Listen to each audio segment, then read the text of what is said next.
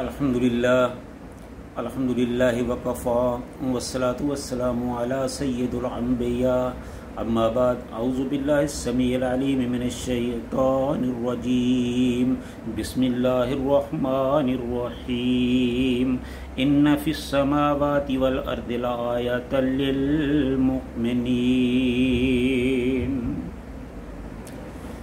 ہر قسم کی حمد و ثنا اللہ رب العالمین کے لیے، وہی تمام حمدوں تعریفوں صفتوں کے لائق ہے، وہی ہم سب کا خالق و مالک ہے، وہی ہم سب کی ضرورتیں پوری کرنے والا ہے، اور لاکھوں کروڑوں درود و سلام امام الحرمین خواجہ بدر حنین سید الثقلین جد الحسن والحسین امام القبلتین حضرت محمد رسول اللہ صلی اللہ علیہ وآلہ وسلم کی ذات والا صفات کے لیے۔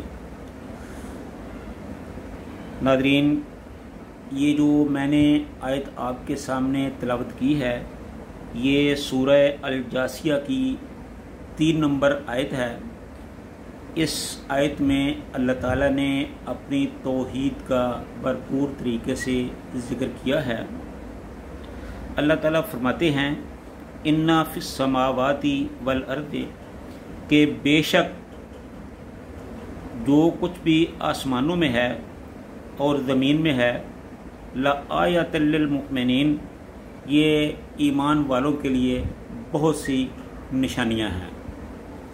یعنی آسمانوں اور زمینوں میں ایمان والوں کے لیے بہت سی نشانیاں ہیں۔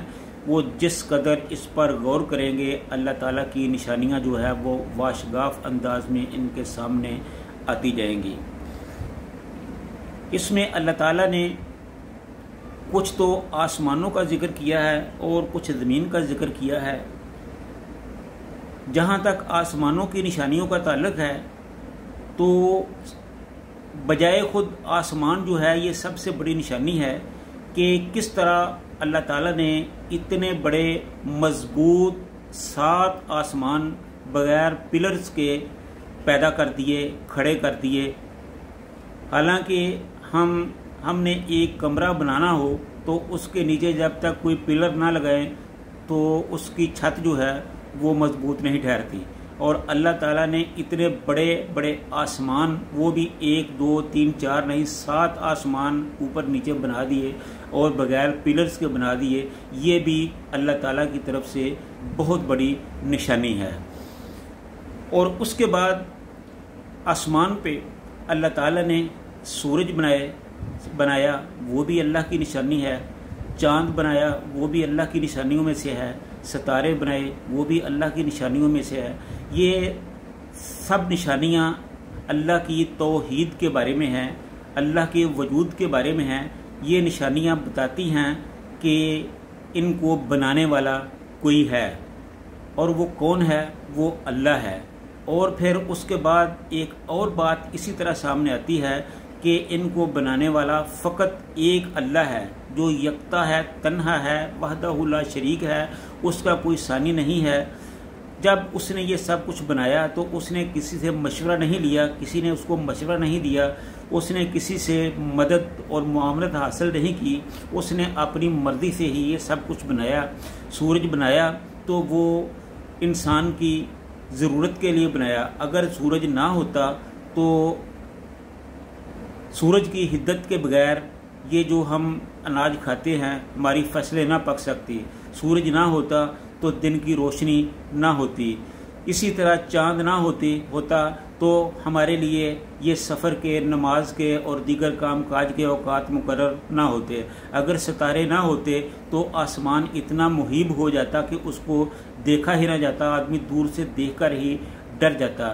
یہ ساری نشانیاں جو ہے یہ اللہ تعالیٰ نے بنائی۔ پہلے تو یہ بتایا کہ اس کو بنانے والا اللہ ہے، پھر یہ بتایا کہ اس کو بنانے والا اللہ وحدہ لا شریک ہے، اس کا کوئی ثانی نہیں ہے۔ پھر یہ بتایا گیا کہ یہ سب کچھ انسان کے لیے بنایا گیا ہے۔ تو یہ تو چند ایک نشانیاں تھیں جو آسمان کی تھیں۔